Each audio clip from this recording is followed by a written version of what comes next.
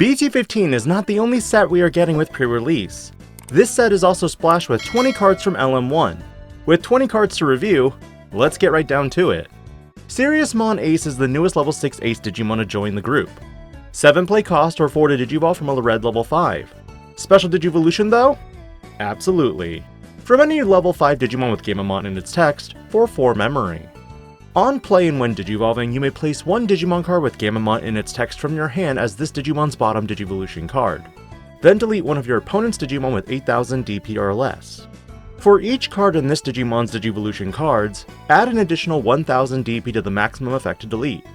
And finally, all turns, once per turn when a Digimon is deleted, gain 1 memory. Overall, this card will definitely see use in a gammamon deck.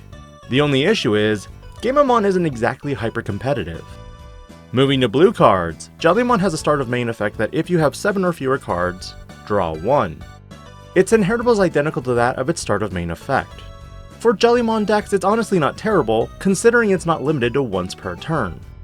Tesla Jellymon has a when attacking effect that by trashing 1 blue card from your hand, this Digimon can't be deleted in battle until the end of the turn.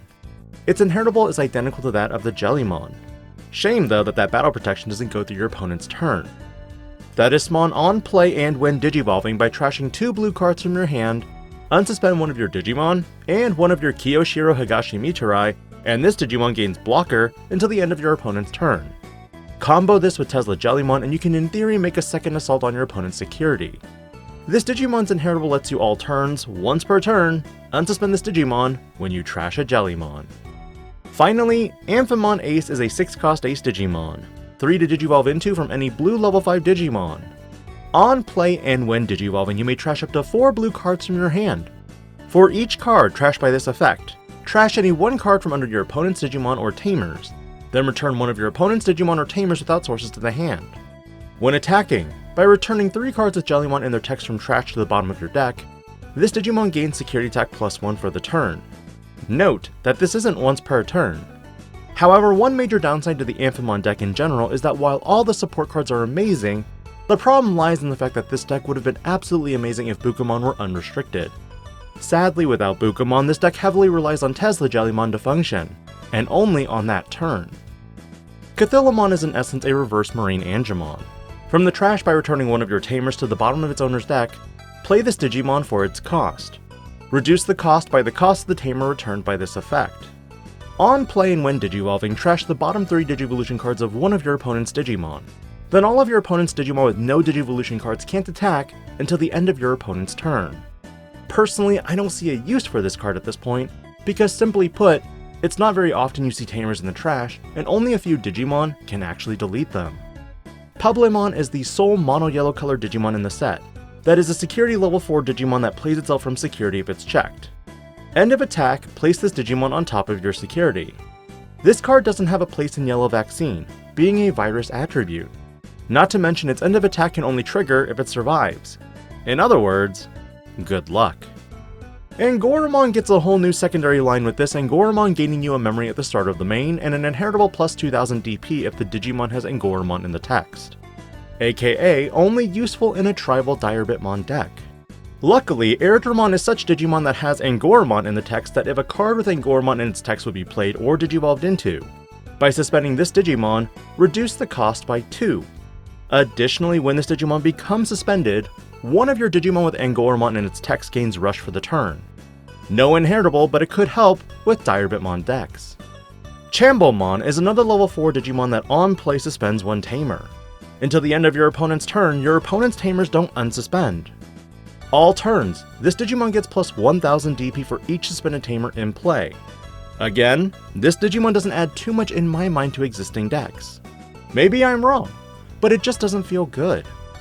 Simbear Angoramon has the same inheritable as Angoramon and has an on-play and when Digivolving effect that suspends one of your opponent's Digimon.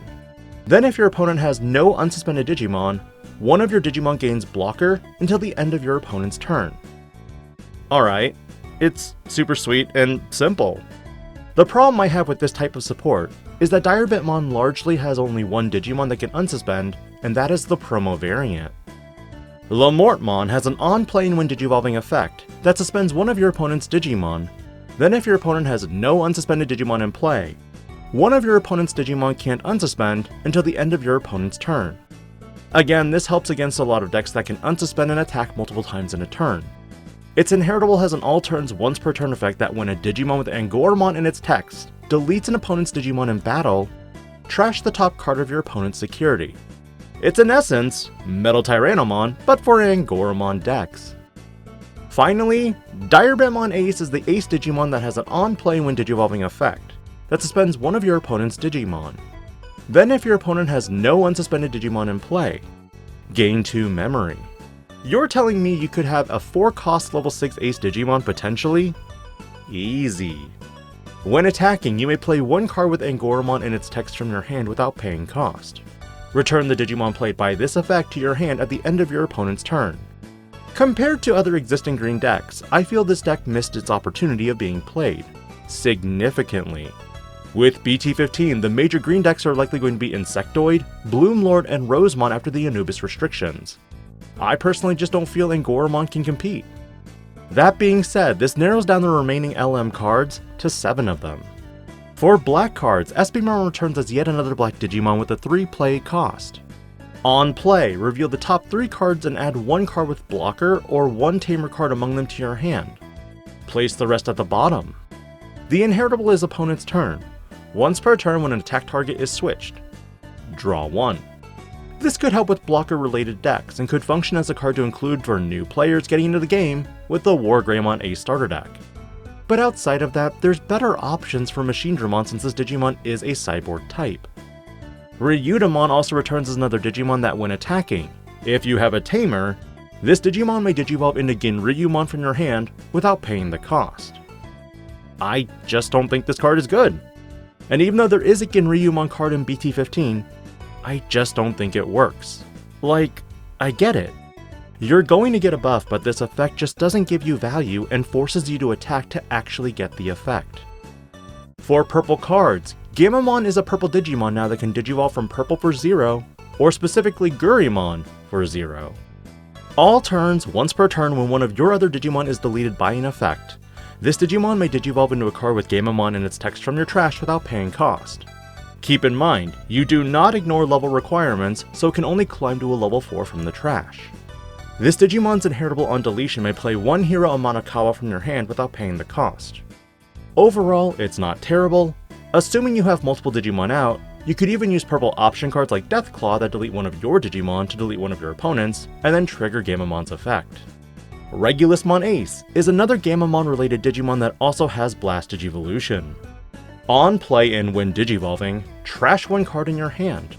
Then you may place 1 card with Gammamon in its text from your trash as this Digimon's bottom Digivolution card.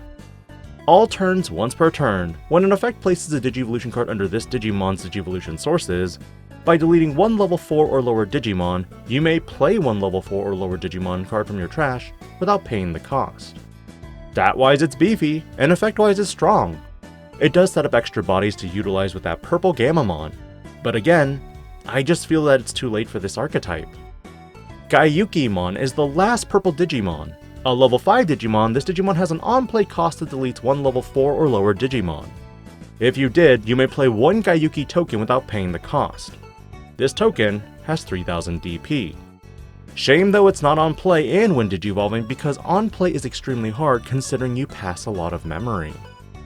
Bokomon is the sole white Digimon of this set and has an on-play reveal 4 cards that adds 1 card with Gammamon in its text to your hand, and then bottom deck the rest. This card also acts as a pseudo-decoy Digimon that lets you sacrifice this Digimon in order to prevent your Digimon with Gammamon in its text from leaving play. Could be useful again in a Gammamon deck, but again, I think it's a little too late. And lastly, arguably the best card of this set is Quantumon.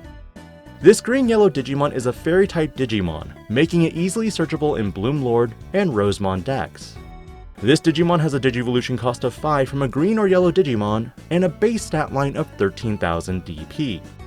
When Digivolving by placing 1 Digimon at the top of its owner's security stack, reveal all cards in your opponent's security stack and place 1 card from among them at the top of the deck. Then shuffle the rest and return the security. Free information for Bloomlordmon players sounds amazing. Start of opponent's turn, declare 1 card category. Digimon, Option, Tamer. Reveal the top card of your opponent's deck. If the card is of the declared category, this Digimon can't be affected by the effects of cards of that category for the turn. Return the revealed card to the top or bottom of your opponent's deck. So much of this card is amazing for info of your opponent's security and even the next card they draw. Considering after the following turns, it's purely a guessing game. Statistically, you have a high chance to know what the deck is going to do, depending on your matchup. Generally, I'm not fond of 95% of these cards. Literally. Because I feel their time has already passed. LM1's original release was after BT14, and considering we are now way past not just BT14 but EX5 as well, it is problematic. With that in mind, because they are mixed with BT15, this will dilute the pool of cards into potentially getting what you want. What are your thoughts on all of these cards, and which ones did you find mildly playable? Let me know, as for the remainder of this week, I'll be taking a break. This is DIGI-PANDA, logging out.